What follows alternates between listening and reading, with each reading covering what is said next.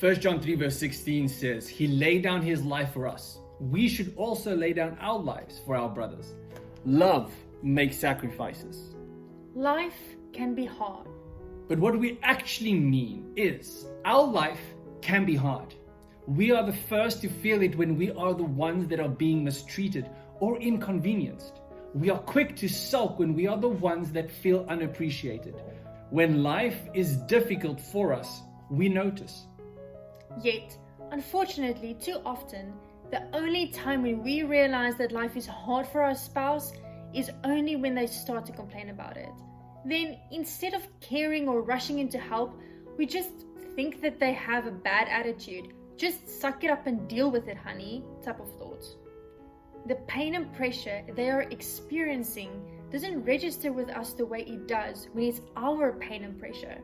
The moment when we want to complain, we expect everyone to drop what they're doing and listen to us, hear us out and feel sorry for us, or do something about it. This does not happen when love is at work. Love doesn't have to be forced on your partner's obvious signs of distress and pain. Before worries and pain begin to bury our spouse, love has already gone into action mode. Love sees the burdens beginning to pile up and steps up to help. That is because love wants you to be sensitive to your spouse. Love makes sacrifices.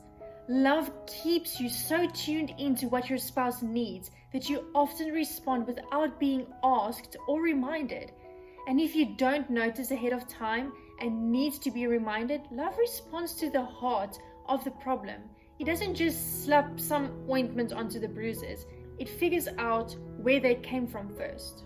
Even when your spouse lashes out at you by putting their stress into words of personal accusation, love shows compassion and understanding rather than becoming defensive.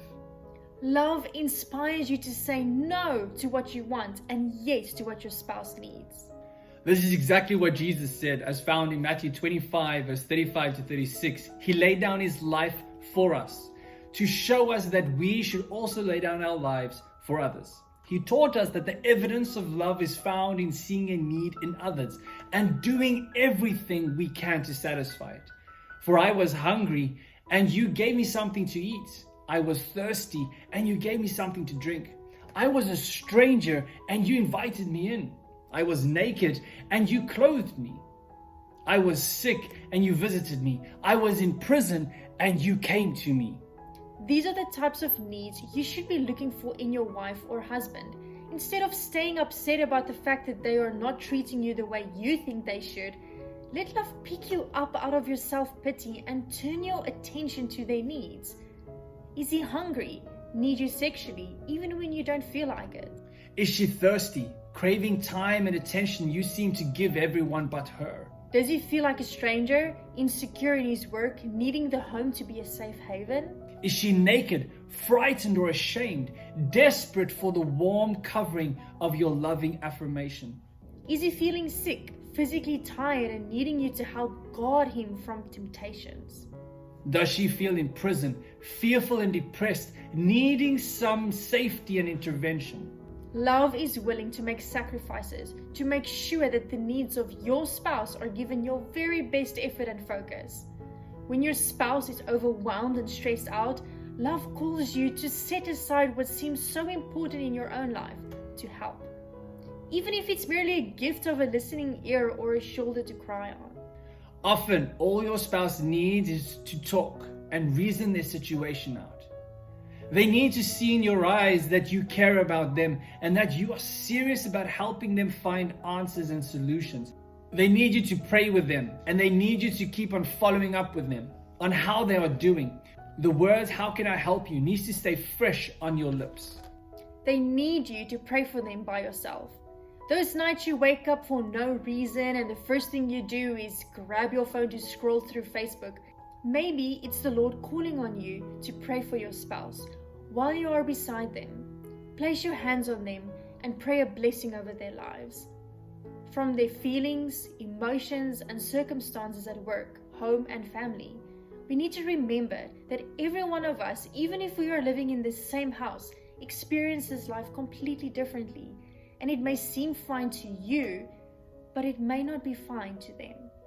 The solution may seem simple and obvious for you to do, or they may be complex and very expensive. It may require time, energy, and great effort. Either way, you should do whatever you can to meet the real needs of the one who is part of who you are.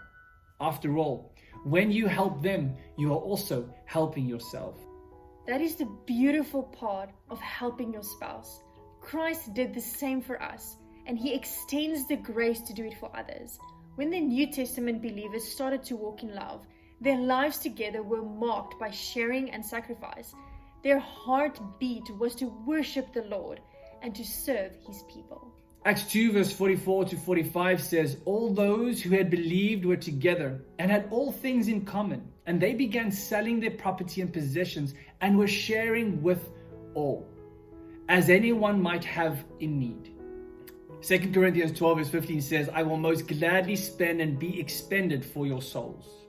Lives that have been raised from death by Jesus' sacrifice should be ready and willing to make daily sacrifices to meet the needs of others. Today's dare.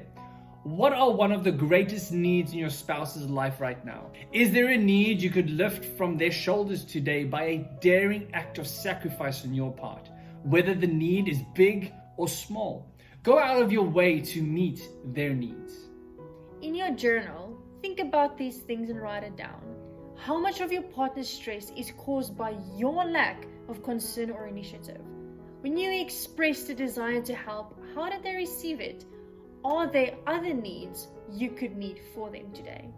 Father, thank you that we can come and make sacrifices today, Lord, and we would like to make our lives a sacrifice for our spouse. And we would like to pray that you may give us the strength to overcome the challenge of actually stepping up to the plate and interceding and spending time where we might not have time, Lord. And may you give us that time, and may you give us the resources to help our spouse overcome the challenges that they have in their lives, and that we'll treat each other as you would want us to treat each other, Lord. Thank you for hearing our prayers. We pray this in your name alone. Amen.